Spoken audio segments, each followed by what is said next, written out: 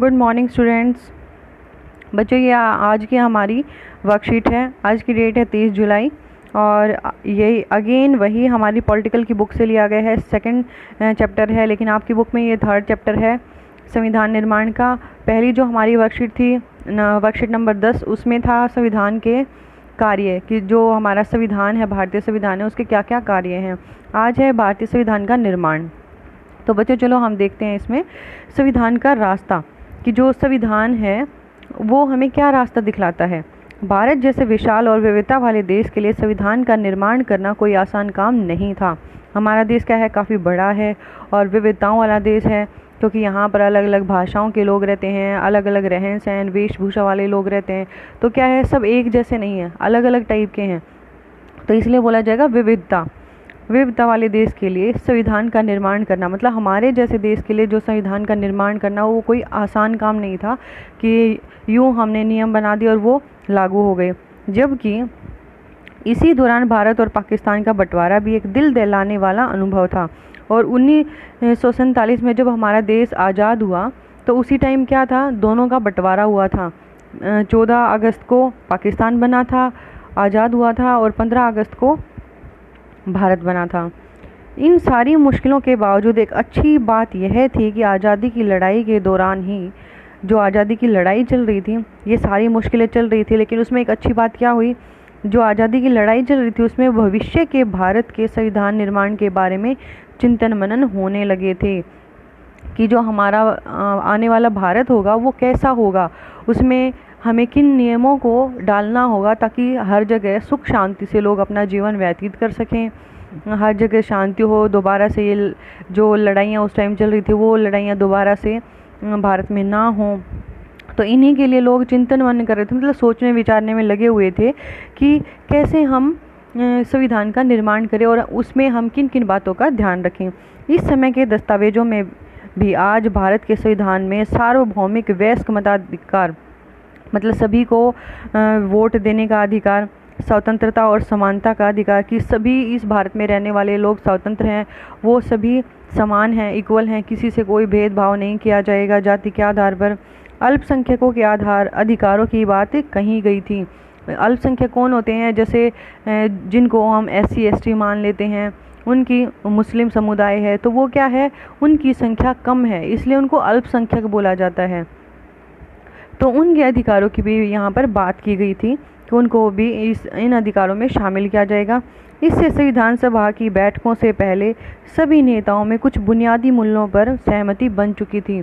लेकिन जो संविधान बनने वाला था और उसमें जो सारे मेंबर थे, वो संविधान सभा मतलब एक ये लगा लो कि एक कमरा था जिसमें सभी लोग बैठकर और अपने अपने विचार रखते थे, और जो भारत की भलाई के लिए थे उन सभी विचारों को इसमें लाने की सहमति बन चुकी थी कि ये सारे विचार उसमें लगाए जाएंगे। उसके बाद आगे देखते हैं संविधान सभा पॉइंट नंबर 2, चुने हुए जनप्रतिनिधियों, जनता के द्वारा जो प्रतिनिधि चुने गए हैं कि जो सभा संविधान नामक विशाल दस्तावेज को लिखने का काम कर रही थी। संविधान किसने बनाया, जनता के द्वारा जो चुने हुए प्रतिनिधि थे उन्होंने इन दस्तावेजों को लिखने का काम किया। मतलब जो नेता वगैरह हमने चुने थे, जो हमारे भलाई के बारे में सोचने वाले थे, हमने उनको चुना और उन लोगों ने क्या किया, वहाँ पर बैठकर, सभा में बैठकर, और संविधान नाम की जो एक विशाल दस्तावेज थी नियमों और कानून वाली, उसको लिखने का काम किया। उसे संविधान सभा कहते हैं। भारत की संविधान सभा में 299 सदस्य थे। जो भारत की संविधान सभा थी उसमें कितने सदस्य थे, 299 सदस्य थे, जिसकी पहली बैठक 9 दिसंबर 1946 को हुई थी। और सबसे पहली बार जो बैठक हुई थी संविधान को बनाने के लिए कब हुई थी, 9 दिसंबर 1946 को हुई थी। इसके प्रथम सदस्य डॉक्टर राजेंद्र प्रसाद थे, जो आगे चलकर स्वतंत्र भारत के प्रथम राष्ट्रपति बने।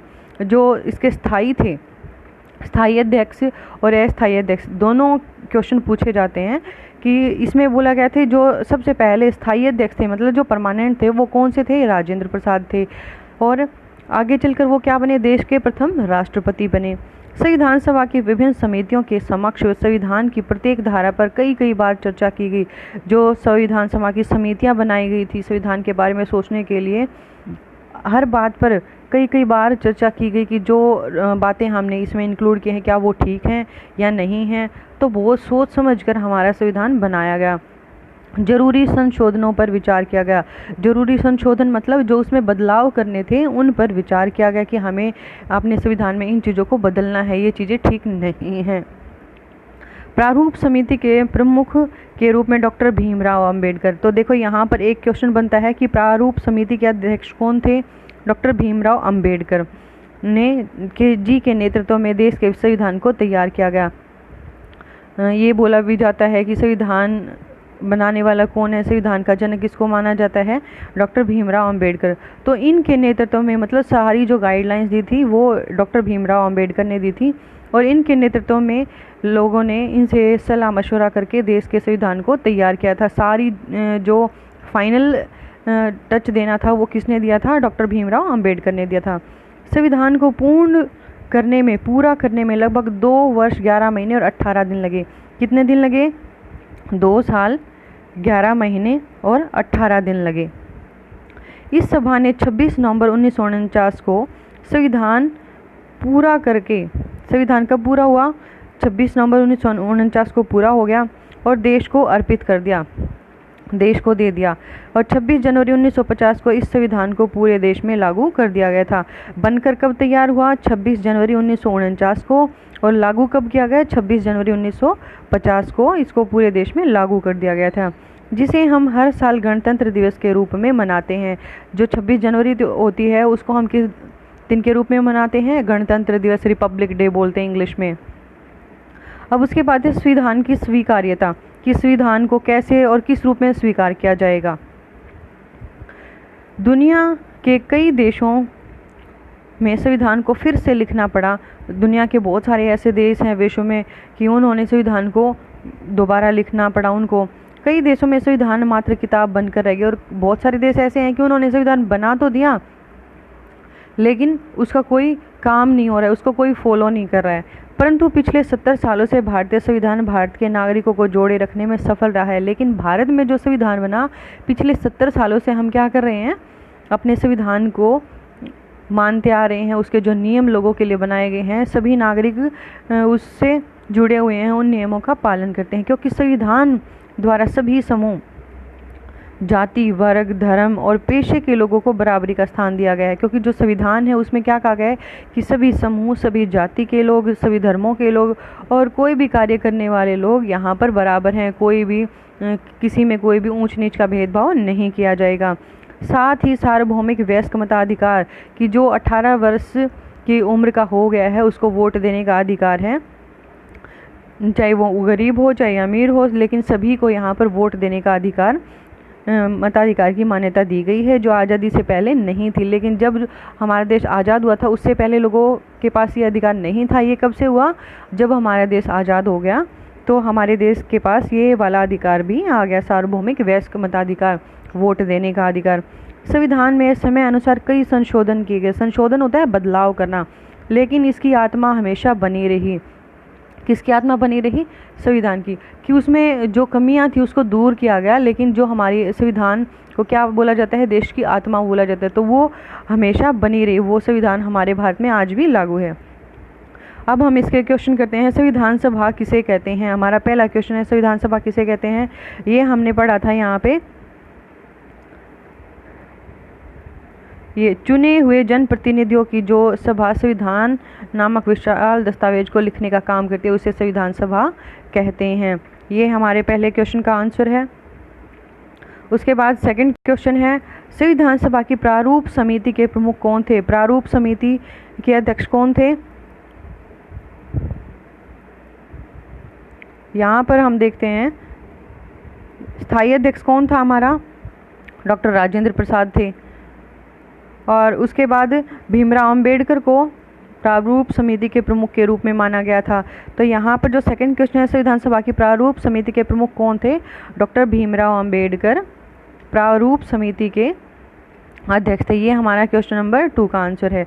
उसके बाद हमारे देश में संविधान कब से लागू किया गया? ये हमने अभी पढ़ा था यहाँ पर कि जो हमारा संविधान था वो बनकर तो यहाँ पर तैयार हो गया था, लेकिन उसको 26 जनवरी 1950 को लागू किया गया था। ये क्वेश्चन नंबर 3 का आंसर है। उसके बाद क्वेश्चन नंबर 4 है, यदि आपको अपने विद्यालय के लिए एक संविधान बनाने को कहा जाए तो आप किन किन बातों का विशेष ध्यान रखेंगे। यदि हम स्कूल के लिए संविधान बना रहे हैं तो हमें किस चीज़ का ध्यान रखना है कि स्कूल में अनुशासन बना रहे, अनुशासन को बनाए रखने के लिए, क्योंकि अनुशासन होगा तभी तो वो नियम फॉलो होंगे। तो अनुशासन को बनाए रखने, कोई ताकतवर बच्चा किसी दूसरे कमज़ोर बच्चे को परेशान ना करे, जो सुविधाएं हैं उनका, जैसे पानी की सुविधा है, वॉशरूम जाने की फैसिलिटीज़ हैं, उसका प्रयोग सारे बच्चे कर सके। ये नहीं है कि कोई स्ट्रॉन्ग बच्चा आके या ताकतवर बच्चा आके और दूसरे बच्चे को धमका कर ये बोल दे कि नहीं हम जाएंगे। तो क्या है, हमें अनुशासन को बनाए रखना है और जो भी चीज़ें हैं, चाहे वो पढ़ने में है या स्कूल की चीज़ों को यूज़ करने की बात है, वो सभी को इक्वल वहाँ पर यूज़ करने का अधिकार है। बच्चों, ये थी आज की हमारी वर्कशीट नंबर 10 थी और ये वर्कशीट नंबर 11 थी, ये हमारी कंप्लीट हो गई। और यदि आप फर्स्ट टाइम चैनल पे आए हो तो चैनल को सब्सक्राइब कर लो। आपको वीडियो अच्छी लगती है, समझ में आती है तो बेटा लाइक कर दिया करो, ताकि मेरे को भी ये पता चले कि बच्चों को वीडियो अच्छे से समझ में आती है। Thanks for watching video.